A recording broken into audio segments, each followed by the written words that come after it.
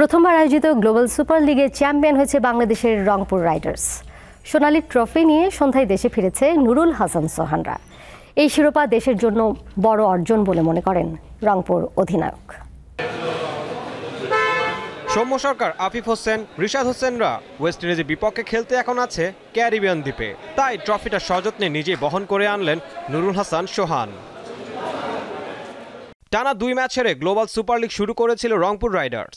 এরপর দুর্দান্তভাবে ঘুরে দাঁড়িয়ে ফাইনালে অস্ট্রেলিয়ান ফ্র্যাঞ্চাইজি ভিক্টোরিয়াকে 56 রানে হারিয়ে টুর্নামেন্টের প্রথম শিরোপা ঘরে তুলেছে রাইডার্স। দেখেন, আমার কাছে মনে হয় যে এটা আমাদের জন্য মেন্স ক্রিকেটের জন্য বড় একটা অ্যাচিভমেন্ট, এবং অ্যাট দ্য সেম টাইম এটা আমাদের ফিউচারেও আমরা যে এরকম বড় টুর্নামেন্ট বা আইসিসি টুর্নামেন্ট বলেন বা বড় টুর্নামেন্টে আমরা যে চ্যাম্পিয়ন হতে পারি, এটার বিশ্বাস এখান থেকে শুরু হবে আমার মনে হয়। তবে সুপার লিগে খেলা দলের অনেক সদস্য বিপিএল এ রংপুরে থাকছেন না। তারপরও যারা স্কোয়াডে আছেন তাদের নিয়ে বেশ আশাবাদী টিম ডিরেক্টর। এখন সায়েফ, নুরুল হাসান সোহান, সৌম্য সরকার ওরা যারা খেলবে তাদেরকে চিনার একটা বড় সুযোগ হয়ে গিয়েছে। তো আমি মনে করি যে অন্য টিমের থেকে আমরা একটু এগিয়ে, কারণ আমাদের প্রিপারেশনটা আগে হয়েছে। আমরা টুর্নামেন্ট মোডে তাড়াতাড়ি করে ঢুকতে পেরেছি।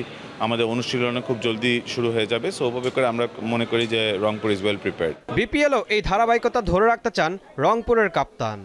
বিপিএল এর আগে এরকম একটা টুর্নামেন্ট অবশ্যই টিমকে পুরো বুস্ট আপ করবে। ঈশান হাসান, দীপ্ত স্পোর্টস।